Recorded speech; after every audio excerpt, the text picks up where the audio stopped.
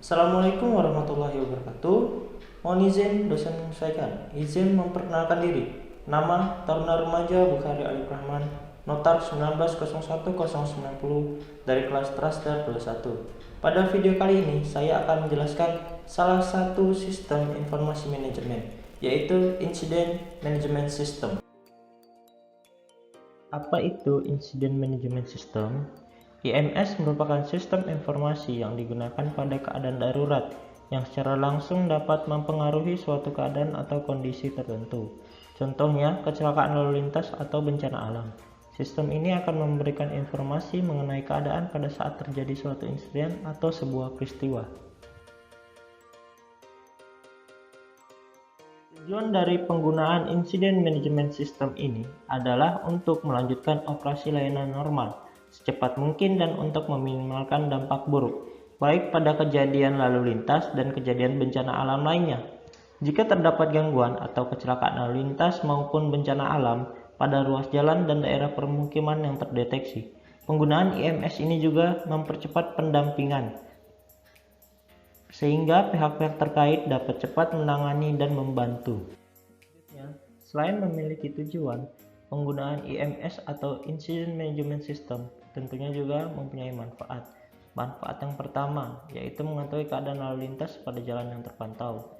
Yang kedua, dapat memberikan pelayanan dan penanganan yang tepat dan cepat. Kemudian yang ketiga, memberikan informasi yang tepat mengenai keadaan lalu lintas pada jalan kepada petugas yang mengoperasikan sistem tersebut. Kemudian yang selanjutnya adalah komponen-komponen pada Incident Management System. Komponen yang pertama yaitu petugas. Petugas merupakan orang yang siap 24 jam yang mengoperasikan dan memantau seluruh aktivitas yang ada di depan sistem yang mereka lihat melalui layar besar. Petugas merupakan orang yang paling pertama mengetahui info dari suatu kejadian. Komponen yang selanjutnya adalah CCTV. CCTV ini digunakan sebagai mata para petugas yang berada di ruang kendali atau pusat kendali IMS, sehingga para petugas dapat melihat kejadian yang sebenar-benarnya yang ada di lapangan. Komponen yang ketiga adalah software dan hardware. Software merupakan aplikasi IMS yang dapat dioperasikan oleh para petugas di ruang kontrol IMS. Sedangkan hardware merupakan alat-alat yang dioperasikan atau digunakan untuk mengoperasikan sistem IMS. Selanjutnya yang keempat yaitu jaringan komputer. Jaringan komputer dalam IMS merupakan hal yang terpenting karena merupakan otak atau sumber dari semua data atau input dari suatu kejadian. Komponennya adalah para petugas.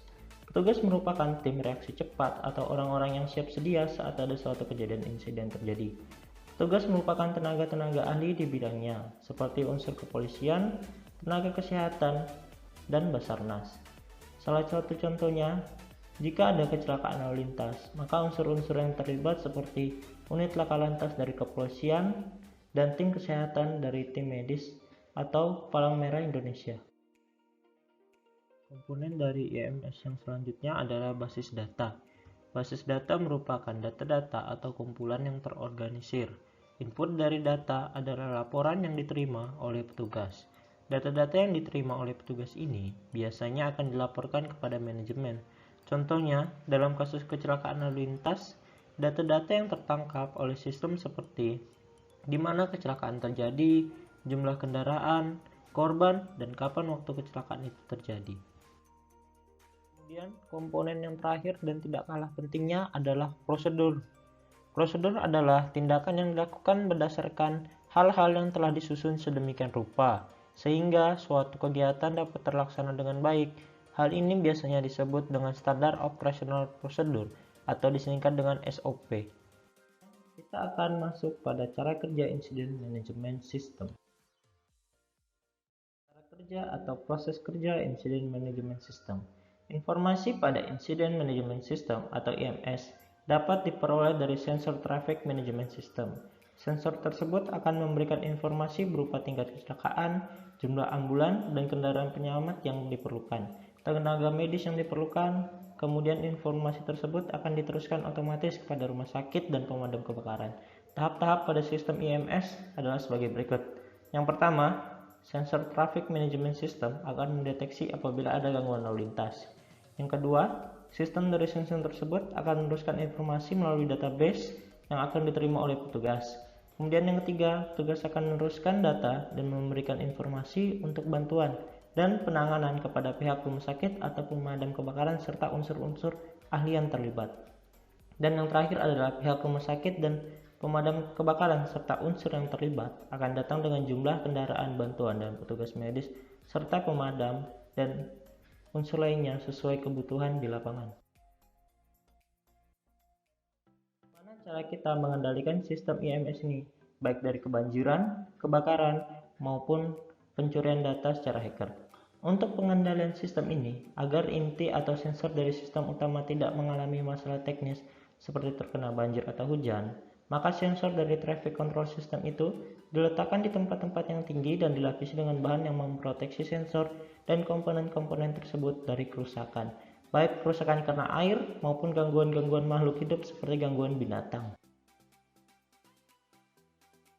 Untuk database atau basis data, hanya orang-orang tertentu saja yang bisa dan tahu bagaimana cara mengakses data tersebut.